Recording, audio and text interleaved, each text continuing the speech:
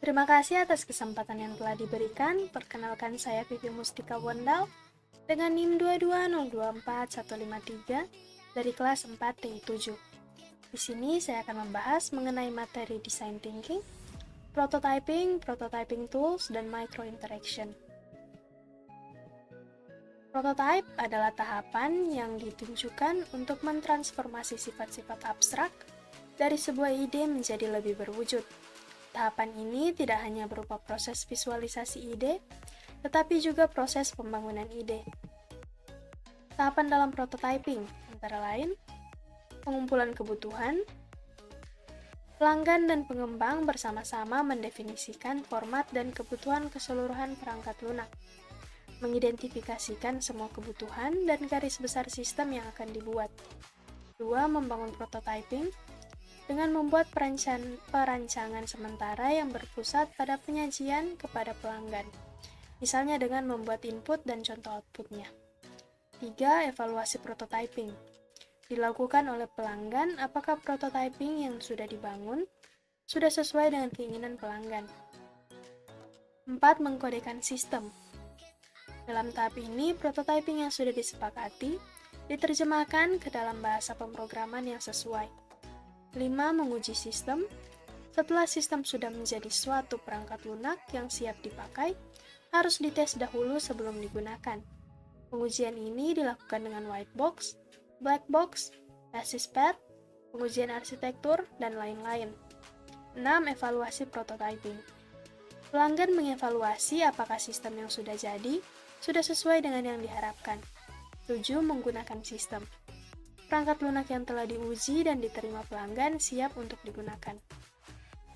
Prototyping tools memungkinkan desainer untuk merangkai visual, elemen navigasi, dan interaksi bersama-sama untuk memberikan representasi yang solid tentang bagaimana desain akan berperilaku dan terasa.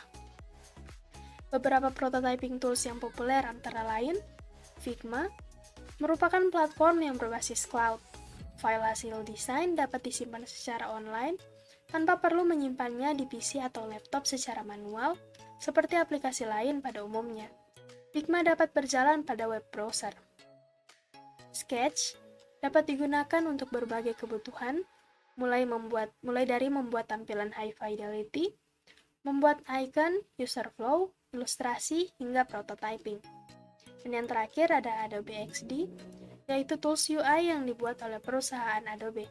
Adobe XD dirancang khusus oleh Adobe untuk membuat desain UI atau antarmuka aplikasi baik mobile maupun website. Micro interaction adalah unsur kecil dan detail dalam desain produk yang melibatkan pengguna dan satu fungsi spesifik. Setelah pengguna berinteraksi dengan unsur kecil tersebut, produk akan memberi suatu tanggapan. Tanggapan ini seringnya berupa animasi, tetapi juga bisa berupa hal lainnya seperti perubahan warna. Ciri-ciri micro interaction yang baik antara lain simple. Banyaknya interaksi mikro yang kita temui sehari-hari akan memicu user merasa tak nyaman apabila terlalu kompleks. Konsisten, tidak ada interaksi mikro yang lebih menonjol daripada yang lain. Memiliki tujuan yang spesifik untuk berinteraksi dengan user, dan telah dites pada user dan terasa meningkatkan experience-nya. Kesimpulan, prototype adalah suatu tahapan dalam pengembangan produk yang bertujuan untuk mentransformasi ide menjadi lebih berwujud. Proses prototyping meliputi pengumpulan kebutuhan, pembangunan prototyping, evaluasi prototyping, pengkodean sistem, pengujian sistem, evaluasi sistem, dan penggunaan sistem. Beberapa prototyping tools yang populer termasuk Figma, Sketch, dan Adobe XD. Micro interaction juga merupakan elemen penting dalam desain produk, yang melibatkan pengguna dalam fungsi spesifik dan memberikan tanggapan setelah interaksi. Karakteristik interaksi mikro yang baik meliputi kesederhanaan, konsistensi, tujuan yang spesifik, dan telah diuji pada pengguna untuk meningkatkan pengalaman pengguna. Sekian dan terima kasih.